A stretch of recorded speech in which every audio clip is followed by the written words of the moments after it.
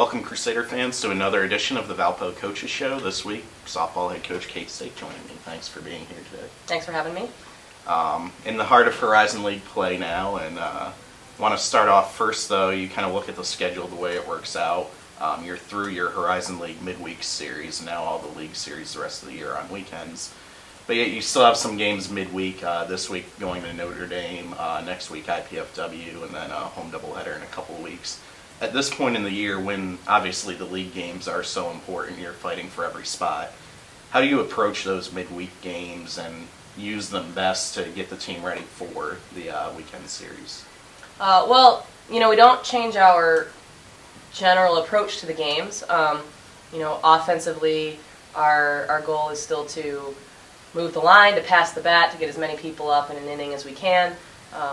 Pitching-wise and defensively, we're trying to get that lead out every inning, and those are still our focuses. But you're right, these games against Notre Dame and IPFW, they affect our record, but they give us no better or worse chance of making conference tournament and making the postseason. So, we look at these games and we appreciate the reps we're getting defensively against, strong, fast teams like Notre Dame.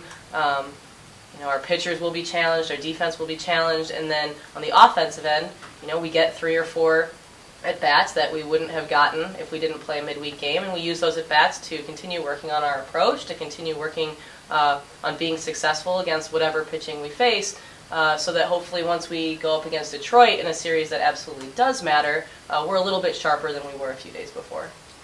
One of the highlights of the league season so far, and really all season if you look at the batting average and other offensive numbers, freshman Carly Trepanier. Kind of unusual to only have one freshman on a team, but she's come right in and kind of forced her way into a starting spot and hitting nearly 400 in league play right now, 300 overall. How has she been able to fit in like that and been able to produce at that high level for you guys?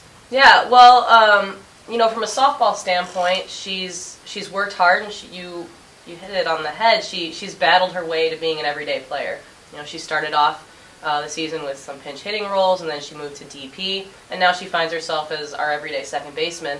From the left side, I think that she brings a lot because she can hit and because she can slap, and I think she does a good job with her approaches in reading the defense, in reading the situation, and in reading her own outcomes against the pitchers as to whether she's going to slap or hit that next at bat. So I think she has a lot of options. Carly as a person, being the lone freshman, she has a good personality for being a lone freshman. She's not shy. She's not afraid to ask questions or speak her mind. And credit to our team as well, because when a freshman goes into the middle of a huddle and tries to get the team going, they don't pull rank on her and shut her down just for being a freshman. Carly has a voice, and our team lets her have it, and I think it has really accelerated her growth this year. One of the benefits, finally getting home these past couple of weeks, kind of not so much on the field, but more in the dugout off the field, is the fact that the team's gotten to spend more time with Andy Kalemba, obviously, before the season, partnering with Team Impact to bring her in as a team member. And, just for myself, go down there in between games watching the players interact with her, you can tell, it's not just helping Andy out, but the team is genuinely, they rally around her. She really energizes them as well. And what have you seen as a coach with the team's impact on Andy these past few weeks, her being in the dugout for these games? Yeah, having Andy is a blessing. It's great to have her at all the home games, and there's no doubt that we play a bit better at home because she's around. Having Andy around brings out the collective best in our team. When she's not there during pregame, we might have some players over here getting ready and some players over here getting ready. But when Andy's there, everybody's together. Everybody is at their best because of her, because they're around her, because they want to be that person for her. And, she rubs off on them just as much as we rub off on her. It's great having her in the dugout. She cheers, she act, we don't have to babysit her in there by any means. She knows, she runs down to the fence and back, she gets in on the cheers. She is genuinely as much a part of this team as anybody else that attends this school. Home again this weekend against Detroit, next weekend against Oakland. Obviously 2 huge league series. You got 3 left total. You kind of alluded to it earlier when I asked about the non-league games, but what has to happen these next couple series for the team to be successful, come out with wins? Well, it's all going to boil down to our offense, but I'll take a step back first, talk about the other 2 components of the game. Defensively, we need to make the routine plays.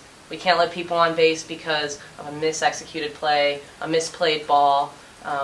That can't happen. And we're doing okay with that, but we have room to improve there.